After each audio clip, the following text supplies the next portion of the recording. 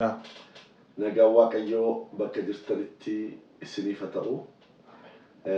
Guyyaa irratti dubbii Waaqayyoo kan isiniif hiru ani lubata Kaniqaa jedhama. Waldaa warra Wangeelaa Makaan Yesuus Sayyarxeenarraa. Dubbii Waaqayyoo ganamee kana keessa koo kaa'ee baricha beekuu mata duree jedhu irrattan daqiiqaa muraasa dubbii Waaqayyoo isiniif hira. Isinis hayaataan sagalee kana dhaggeeffadhaa. Efesoon boqonnaa 5 lakkoofsi 16 akkanidha. Guyyootiin kun guyyoota gadhee waan ta'aniif yeroo isiniif kenname utuu hin dabarsin itti hojjedhaa jedha. Yeroo isiniif kenname. Egaa mata duree irratti dubbadhu baricha beekuu kan jedhu yommuu ta'u, kutaan kunis guyyootiin kun gadheedha. Amma macaafni qulqulluun dubbii Waaqayyoo kan nu barsiisu guyyoonni kun gadheedha. Guyyaa gadhee kana garuu mi'eessuu kan danda'u guyyaa gadhee kana mi'eessuu kan danda'u Kiristaana. Guyyaa gadhee kana bareechuu kan danda'u anaafsi. Guyyaa gadhee kana mi'eessuudhaaf yookaas immoo jijjiiruudhaaf nurraa maal eegama? Baricha beekuutu nurraa eegama. Baricha beeknaan baricha bituu dandeenya. Barri kun namni baricha keessa jiru maal fakkaata?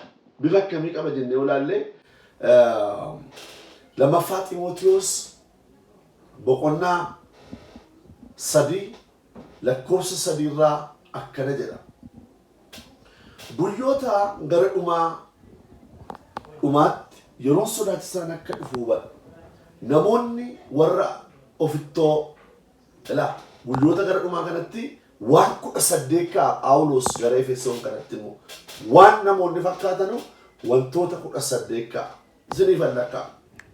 Tokkoffaa irratti namoonni warra ofittoo 1, sassatoo 2, of jajoo, afuufamoo, arrabsituuwwan, warra abboota isaaniif haadhota isaaniif hin abboomamne, galata kan hin qabne, warra wanta qulqullaadhaan morman hin ta'u, warra jaalala of keessaa hin qabne, warra araaran jaadhan, warra maqaa namaa balleessan, warra of hin qabne, warra namatti hin madaqne, warra waan gaarii jibban, warra dabarsanii nama kennan, warra eeggannaa hin qabne, warra of arguu dhabuudhaan of bokoksan, Waaqayyoon jaallachuu caalaa warra waan isaan gammachiisu jaallatan ta'uuf jiru.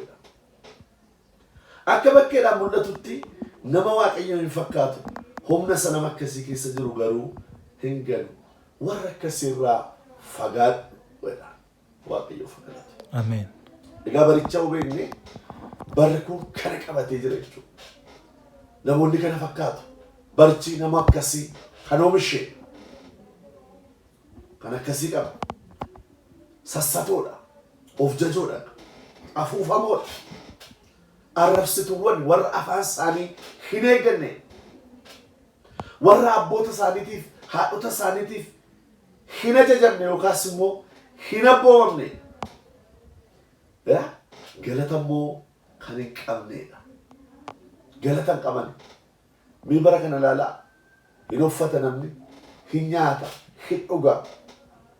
Galata keenya maal barbaadna laata obboloota koo?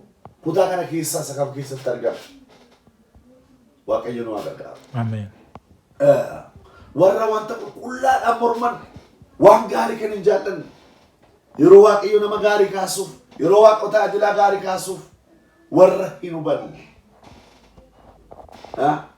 jaalala kan of keessaa hin qabne jaalala hin qabani warra nama maqaa nama balleessani har'a namni calliseema hiriyaasaa maqaa gaariidhaan nama barbaadu maqaa hiriyaasaa balleessa. Dubbii Waaqayyoo kan nutti mutti maqaa hiriyaa keenyaa waan gaariidhaan malee waan namaadhaan akka hin kaasne dubbii Waaqayyoo nutti dubbata. Warra dabarsanii nama kennanidha. Dabarsanii nama kennu. Gooftaan dabarsanii isin kennu garuu sodaatinaan biyya lafaa moo'eera. Isa foon ajjeesu sodaatinaa garuu isa lubbuu ajjeesu sodaadhaa. Har'a kan sodaatamu qabu Waaqayyoodha. Ameen. Warra eeggannaa hin qabne, warra namaaf of hin eegganne, warra jireenya biyyaaf of hin eegganne, warra akka argan dubbatani, akka itti dhufe kan haasa'ani, waanuma arganis kan nyaatani, warra akkasii akka baay'atan dubbata dubbii Waaqayyoo. Ofummoon argani dubbii Waaqayyoo of ilaalee isaanii miti. Dubbii Waaqayyoo dubbifachuudhaaf, dubbii Waaqayyoo dhaga'uudhaafis warra akkasii yeroo hin qaban. Of dhiibu, of bokoksu, of tuulu warra akkasiitiyyuu jira.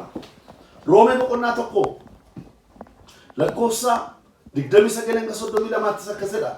Isaan jal'ina hamina sassata gadhummaa hundumaan guutamanii turan. Kanaanis guutamanii hin hafu, hin ajjeesu, nama hin lolu, hin gowwoomsu, warra kaaniif isa gadhee hin hawwu, dhoksaa namaa hin mul'isu, hin hamatu. Waaqayyoon hin jibbu, humnaan namarratti hin ka'u, hin hafuufamu, of hin jaju, hamaa lafaa fuudhanii hin bixxilu. Warra isaaniif hin abboomamani, qalbii hin qabani, waan dubbatan hin eegani, jaalala of keessaa hin qabani, ho'as hin qabani. Akka abboommi Waaqayyootti warra akkasii godhaniif duuni akka isaaniif ta'u hin beeku. Haa ta'uyyuu malee ofii isaaniitii kan akkasii hin godhu. Kana gochuu isaanii duwwaa sun hin ta'in warra kana godhanis ba'eessa gootan jedhanii ba'eessa gootan hin jedhu. Waaqayyoon waa gargaara. Ameen. Kanaaf firoota koo baricha beekuutu nuuf ta'a. Phaawulos gaafa dubbatu akkanidha. Phaawulos gaafa dubbatu Filiphos boqonnaa 3 lakkoofsa 17 irratti akkas jedha. Obboloota koo fakkeenya koo fudhachuutti waliif galaa. Akka fakkeenya nu isiniif kenninetti warra jiraatan ilaalaa. Waa'ee jara tokkoo kanaan dura akkuma ani si'a baay'ee isinitti hime ammas boo'aa isinitti nan hima jedha. Isaan yaada fannifamuu Kiristoositti diina ta'anii hin jiraatu. Diina Kiristoos ta'anii hin jiraatu. Jarri kun jechuudha. Diina Kiristoos ta'anii hin jiraatu. Dhumni isaanii badiisa. Garaan isaanii Waaqayyo isaaniiti. Maal isaanii? Garaan isaanii Waaqayyo isaaniiti. Warra bara namoota baay'ee garaan isaa Waaqa isaa ta'e keessa jirra. Garaan isaanii Waaqayyo isaaniiti. Salphina isaanii ulfinatti hin lakkaa'atu. Salphina ulfinatti lakkaa'atu. Ulfina godhanii faarsu. Ulfina godhanii wallisu. Salphina isaanii ulfinatti hin lakkaa'atu. Yaadni garaa isaanis waan lafarraatti hin hidhu. Yaadni garaa isaanii waan lafarraatti dhamaadha. Waan lafarraa dubbatu, waan lafarraa yaadu, waan lafarraa qofayyuu leellisu isaan kun. Noo maal fakkaanna ree? Warri baricha barri maal taane isa jedhu lakkoofsa 20 irratti akka jedha Filiphos boqonnaa 3 lakkoofsa 20 irratti nuyi garuu nama biyya Waaqaa irraati. Gooftaan keenya Fayyisaan keenya Yesuus Kiristoos achii nuu dhufa jennee hin eegganna. Haleluuyaa. Ameen. Nuyi garuu nama biyya Waaqaa irraati. Gooftaan keenya Fayyisaan keenya Yesuus Kiristoos achii nuu dhufa jennee hin eegganna. Haleluuyaa. Firoota koo warri kan Kiristoos taatan kanatti jabaadhaa. Nu abdii Waaqa irraa qabna. Abdii ol nu ilaalchisu qabna malee abdii gadi nu ilaalchisu hin qabnu. Abdiin keenya Waaqa irra jira. Har'a warra jal'oota kanaan kan marfamtan, warra rakkisoo kanaan kan marfamtan, waajjira jirtan keessatti, waldaa jirtan keessatti, naannoo jirtan keessatti isin Kiristoosiin lallabaa. Baricha adda baafadhaa. Baricha adda baafachuudhaan Waaqayyo nu gargaara. Baricha yoo adda baafanne bara kana nutu geggeessa. Baricha yoo adda baafanne bara kana nutu bita.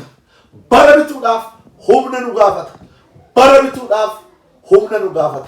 Humni kun immoo humna qarshiitu hin taane, humna hafuura qulqulluu, humna sagalee Waaqayyoo nu barbaachisa. Har'a siniifan kadhadha. Maqaa gooftaa Yesuus Kiristoosiitiin humna kanaan guutamaa. Ameen. Maqaa Yesuus Kiristoosiitiin sagalee kanaan guutamaa. Ameen. Humni isin bara kanattiin adda baafattan. Humni isin bara kanattiin bittan. Maqaa Yesuus Kiristoosiitiin iddoo jirtanitti isin argata. Ameen. Maqaa gooftaa keenya Yesuus Kiristoosiin shalom. Ameen.